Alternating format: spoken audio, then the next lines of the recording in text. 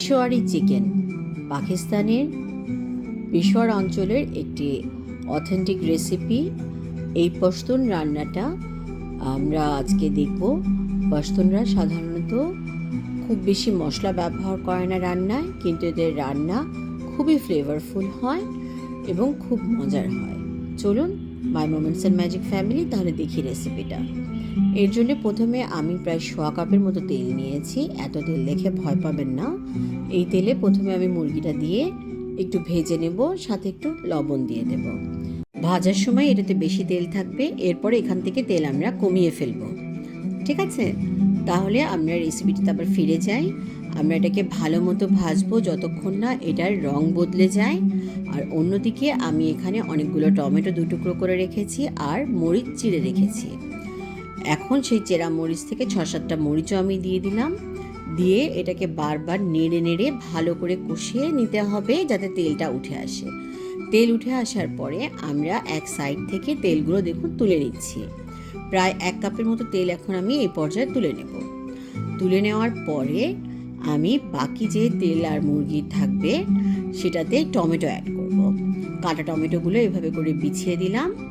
দিয়ে এখন আমি হিট একটু কমিয়ে দিয়ে ঢাকনা লাগিয়ে দিলাম, যাতে টমেটোগুলো একটু সেদ্ধ হয়ে আসে।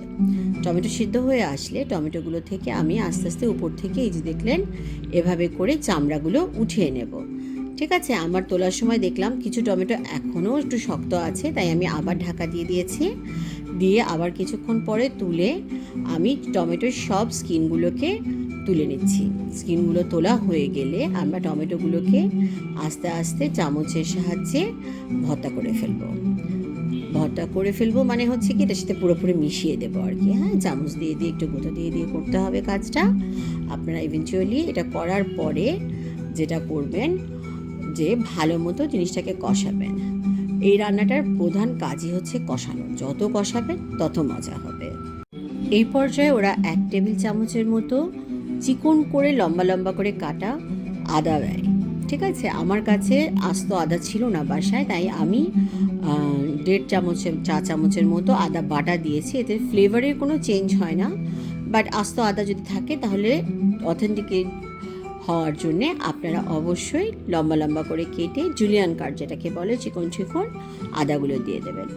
দিয়ে এই যে দেখছেন যেভাবে আমি চামচের সাহায্যে টমেটোগুলোকে আস্তে আস্তে ম্যাশ করে দিচ্ছি, এভাবে ম্যাশ করে করে টমেটোটা পুরো মিশিয়ে ফেলবে।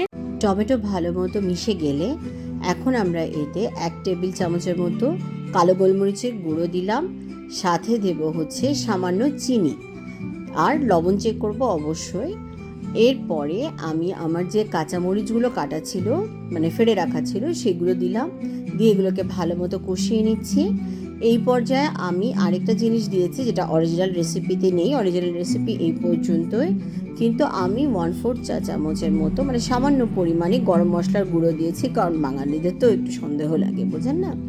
যাই হোক, লবণ চেক করে কষানো হয়ে গেলে নামিয়ে পরিবেশন করলাম। দারুণ স্বাদের পেশোয়ারি চিকেন। আপনারাও ট্রাই করবেন, আশা করি ভালো লাগবে।